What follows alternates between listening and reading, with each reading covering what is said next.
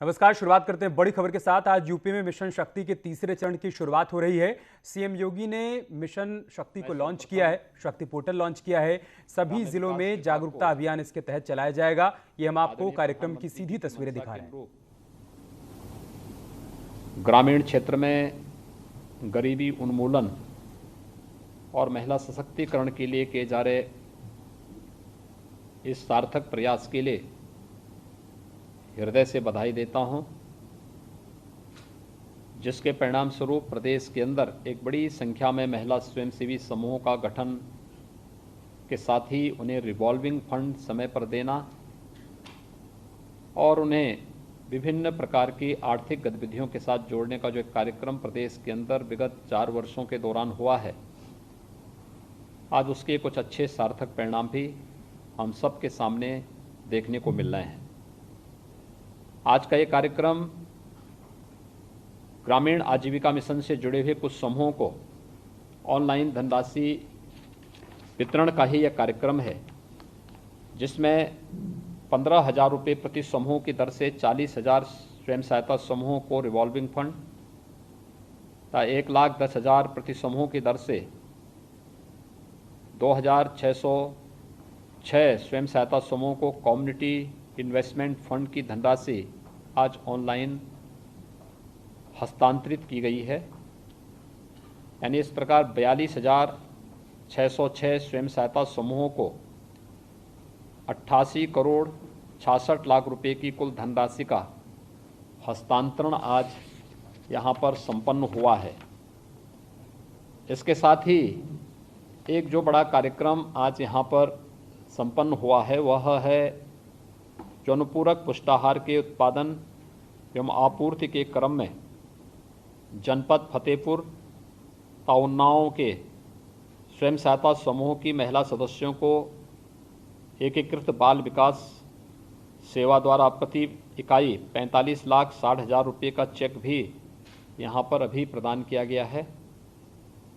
यहाँ पर मैं उन सभी स्वयं सहायता समूहों से जुड़ी हुई बहनों को हृदय से बधाई देता हूँ, उनके द्वारा किए गए प्रयासों की सराहना करता हूँ और उनके आगामी कार्यक्रमों के प्रति अपनी शुभकामनाएं भी देता हूँ। मुझे विश्वास है कि प्रदेश सरकार का यह प्रयास ग्रामीण क्षेत्र में रोजगार के उपलब्ध कराने में अत्यंत ही सहायक सिद्ध होगा। इससे न केवल महिलाएं अपने अपने स्वरोजगार की स्थापना कर सकेंगी, बल्कि उनके जीवन स्तर को बढ़ाने में भी इससे काफ़ी मदद मिलेगी। हम सब जानते हैं कि आदरणीय प्रधानमंत्री जी का इस बात पर विशेष जोर रहा है, खास तौर पर ग्रामीण क्षेत्र में निर्धन परिवारों की महिलाओं को समूह बनाकर के संगठित करना, गरीबी उन्मूलन और सामाजिक व आर्थिक सशक्तिकरण की दिशा में दीनदयाल अंत्योदय योजना NRLM की महत्वपूर्ण भूमिका को देखते हुए इस पर आदरणीय प्रधानमंत्री जी ने निरंतर जोर दिया है। पिछले 1.5 वर्ष से पूरा देश और पूरी दुनिया कोरोना महामारी से जूझ रही है।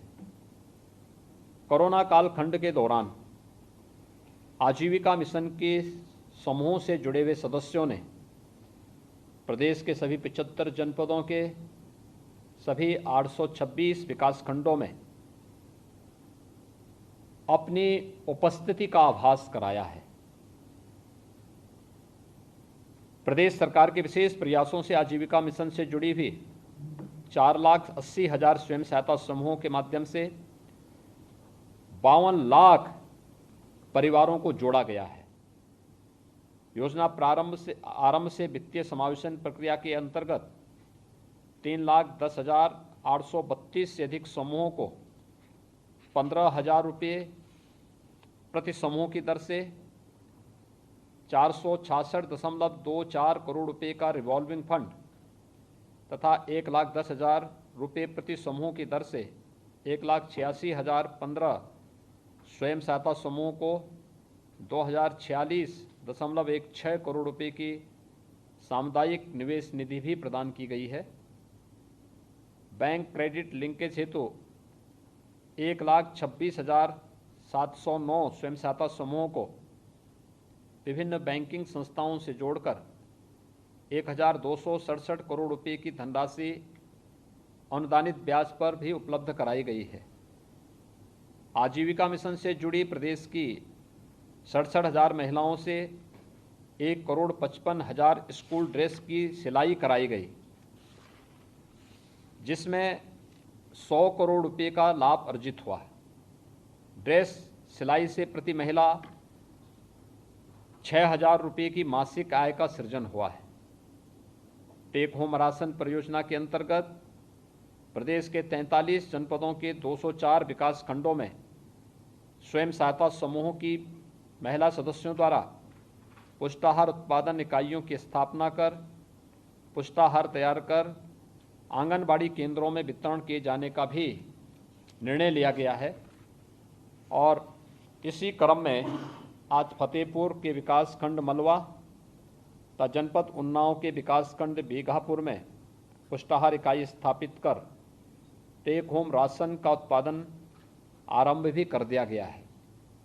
प्रदेश के सभी जनपदों के समस्त विकास खंडों में 63,000 समूहों द्वारा ड्राई राशन यथा गेहूं, चावल, चना, एडिबल ऑयल का उठान एवं पैकिंग कर 1,64,00,000 आंगनबाड़ी केंद्रों में विभिन्न वर्गों यानी बच्चों, गर्भवती महिलाओं एवं धात्री महिलाओं, अतिकुपोषित बच्चों व किशोरी बालिकाओं के 1,47,00,000 लाभार्थियों को इसका वितरण किया जा रहा है। इसी प्रकार 2,966 उत्पादक समूहों के माध्यम से 45,824 महिला किसानों को साग, सब्जी, फल, खाद्यान्न उत्पादन एवं पशुपालन के कार्य से जोड़कर आजीविका के साधन भी उपलब्ध कराए गए हैं। स्वयं सहायता समूह की महिलाओं द्वारा 33,654 सामुदायिक शौचालयों का भी वर्तमान में प्रदेश में संचालन किया जा रहा है। समूह द्वारा 29 लाख सोलर लैंप का निर्माण किया गया है, जिससे लगभग 7 करोड़ रुपए की आय हो चुकी है। प्रति महिला औसतन 5,000 से 7,000 रुपये की मासिक आय का सृजन भी इसके माध्यम से किया जा रहा है। वर्तमान में 705 से ज़्यादा प्रेरणा कैंटीन का संचालन स्वयं सहायता समूह की महिलाओं द्वारा किया जा रहा है। कैंटीन के संचालन से प्रति महिला औसतन 6,000 रुपये की मासिक आय सृजित हो रही है। प्रदेश में उचित दर की 1,488 दुकानें स्वयं सहायता समूहों को आवंटित की गई हैं। बुंदेलखंड क्षेत्र में दुग्ध मूल्य श्रृंखला हेतु बलिनी मिल्क प्रोड्यूसर कंपनी का गठन किया गया है। अब तक 5 जनपदों के 601 ग्रामों में इस कंपनी के 24,180 शेयर होल्डर्स हैं। अभी तक 80 करोड़ 53 लाख रुपए का भुगतान महिला दुग्ध उत्पादकों को किया गया है। कंपनी द्वारा 6 करोड़ 4 लाख रुपए का लाभांश भी अर्जित किया गया है। राज्य सरकार ने महिला सामर्थ्य योजना के अंतर्गत 200 करोड़ रुपए के बजट का प्रावधान किया है, जिससे बलिनी की तर्ज पर अन्य जनपदों में भी प्रोड्यूसर कंपनियों को बनाया जाना हमारा प्रस्तावित है, जिसमें एक समूह है गोरखपुर, देवरिया, महाराजगंज और कुशीनगर यानी गोरखपुर कमिश्नरी का। दूसरा है रायबरेली, सुल्तानपुर और अमेठी। तीसरा है बरेली, पीलीभीत, लखीमपुर खीरी, सीतापुर और रामपुर का। पूर्वांचल के 5 जनपद क्रमशः सोनभद्र, चंदौली, मिर्जापुर, बलिया एवं गाजीपुर के लिए बलिनी की तर्ज पर प्रोड्यूसर कंपनी गठित करने के लिए भारत सरकार द्वारा 43 करोड़ रुपए की परियोजना स्वीकृत कर दी गई है। जनपद झांसी तथा महोबा में दलहन व मूंगफली मूल्य श्रृंखला हेतु झलकारी बाई महिला किसान प्रोड्यूसर कंपनी का गठन किया गया है। इसके माध्यम से 17,406 महिला किसान लाभान्वित होंगे। इस परियोजना के लिए भारत सरकार द्वारा 16 करोड़ रुपए का बजट भी स्वीकृत किया गया है। पश्चिमी उत्तर प्रदेश के जनपद बदायूं में धान, गेहूं एवं मेथा की मूल्य श्रृंखला हेतु बदायूनी महिला किसान प्रोड्यूसर कंपनी का गठन किया गया है, जिसमें 14,275 महिलाएं लाभान्वित होंगी। इसके लिए भारत सरकार द्वारा 18 करोड़ रुपए का बजट स्वीकृत किया गया है। जरी जरदोजी हस्तशिल्प के लिए जनपद बदायूं में महिला कारीगरों के विकास के लिए हस्तशिल्प उत्पादन कंपनी का निर्माण किया जा रहा है, जिससे हस्तशिल्प कारीगरों को उच्च गुणवत्ता के उत्पाद तैयार करते हुए बाजार से जुड़ने में मदद मिलेगी। इसके लिए भारत सरकार द्वारा 7 करोड़ रुपए का बजट स्वीकृत किया गया है। प्रदेश की 56,875 ग्राम पंचायतों हेतु वीसी सखी को चयनित किया गया है। आरसीटी एवं Indian institute of banking and finance के माध्यम से अभी तक 24,031 प्रतिभागियों को प्रशिक्षित एवं प्रमाणित किया जा चुका है। इनमें से 2,316 वीसी सखियों ने ग्राम पंचायतों में कार्य भी प्रारंभ कर दिया है। प्रधानमंत्री जीवन ज्योति बीमा योजना के माध्यम से 2,43,185 महिलाओं एवं प्रधानमंत्री सुरक्षा बीमा योजना के अंतर्गत 5,66,021 महिलाओं को जोड़ा गया है। आजीविका ग्रामीण एक्सप्रेस योजना के अंतर्गत वर्तमान में कुल 268 वाहनों का संचालन किया जा रहा है। उत्कृष्ट कार्य हेतु प्रदेश द्वारा राष्ट्रीय स्तर पर प्रथम स्थान प्राप्त किए जाने पर भारत सरकार द्वारा गोल्ड मेडल प्रदान किया गया है। तो आज मिशन शक्ति का तीसरा चरण लॉन्च किया गया और इसी मौके पर सीएम योगी संबोधित कर रहे हैं। लेकिन इस बीच एक बड़ी खबर आ रही है, यूपी में इनकम टैक्स की बड़ी कार्रवाई हुई है। पान मसाला कंपनी के खिलाफ एक्शन लिया गया है। कानपुर, नोएडा और गाजियाबाद में छापेमारी हुई है। दिल्ली समेत देश में 31 जगहों पर आईटी का छापा पड़ा है। कंपनी के ठिकानों से कई दस्तावेज भी मिले हैं। 3 दिन से ये छापेमारी जारी है। बड़ी खबर हम आपको बता रहे हैं, इनकम टैक्स ने बड़ी कार्रवाई की है। यूपी में इनकम टैक्स की तरफ से ये बड़ी छापेमारी की गई है। पान मसाला कंपनी के खिलाफ एक्शन लिया गया है। कानपुर, नोएडा और गाजियाबाद में छापेमारी हुई है। हमारे सहयोगी शंकर आनंद हमारे साथ जुड़ चुके हैं। शंकर, क्या जानकारी है आपके पास? देखिए, जो केंद्रीय जांच एजेंसी इस मामले में पहले से एक कुछ केंद्रीय जांच एजेंसियों को इनपुट्स मिले थे, जिसमें की जानकारी मिली थी कि कुछ पान मसाला बनाने वाली कंपनी और रियल एस्टेट के बीच में कुछ जो संदिग्ध पैसों का लेन देन हुआ है और इसी मामले की जानकारी मिलने के बाद इस तरह के मामले को इम्प्लीमेंट किया गया है। और जिस तरह से अगर बात करें, कुल 31 लोकेशन पर ये छापेमारी चल रही है, जिसमें कि पिछले 2 दिनों से छापेमारी चल रही है और आज भी कई स्थानों पर छापेमारी की जा रही है। खासतौर पर अगर बात करें उत्तर प्रदेश के कानपुर और कानपुर के जो इलाका है, किदवई नगर, काकादेव, पांडु नगर, रतनलाल नगर, इन इलाकों में छापेमारी की जा रही है।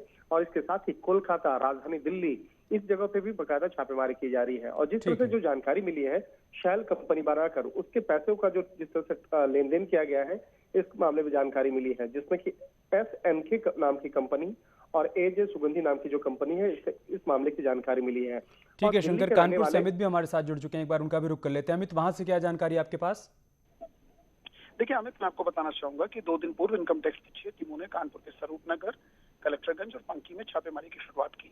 पहले छापेमारी की 6 टीम्स ने की थी, मगर टीम देखते देखते बढ़ी और इसमें 37 जो ऑफिसर्स हैं, इसने पूरा नेटवर्क में फैलाया। इसमें कानपुर भी है, जालौन भी है, कानपुर देहात भी, औरैया भी। जैसे हमारे सहयोगी शंकर आनंद बता रहे थे, इसमें काकादेव में भी कुछ बोगस कंपनीज का जिक्र हुआ है, किदवई नगर का कुछ हुआ है, स्वरूप नगर का कुछ हुआ है। इसलिए 3 दिन से छापेमारी चल रही है। कर वंचना की सूचना पर ये छापेमारी है। इसमें करोड़ों रुपए के हेरफेर की बातें फिलहाल सामने आई है। कई दस्तावेज इनकम टैक्स के अधिकारियों ने अपने पास अभी जब्त किए हैं, पूछताछ जारी है। यहाँ तक कि उनके रिलेटिव्स के यहाँ भी इनकम टैक्स ने आज छापेमारी की शुरुआत की, जो 1:30 बजे के आसपास से जिसकी शुरुआत हुई है। ऐसा माना जा रहा है कि दिल्ली, NCR, फरीदाबाद, गुड़गांव और यहाँ तक कि मथुरा में कुछ कंपनीज हैं जो बोगस कंपनीज है, जो डमी कैंडिडेट के रूप में काम कर रही थी और इनके बिहाफ पर लगभग 800 करोड़ रुपए के ट्रांजेक्शन की भी बात आ रही है, जो पेपर्स में कहीं मेंशन नहीं है। जी, बहुत शुक्रिया अमित आपका भी और शंकर आपका भी हमारे साथ जुड़ने के लिए और तमाम जानकारी हम तक पहुंचाने के लिए। एक छोटा सा ब्रेक लेंगे, बहुत जल्द होगी वापसी।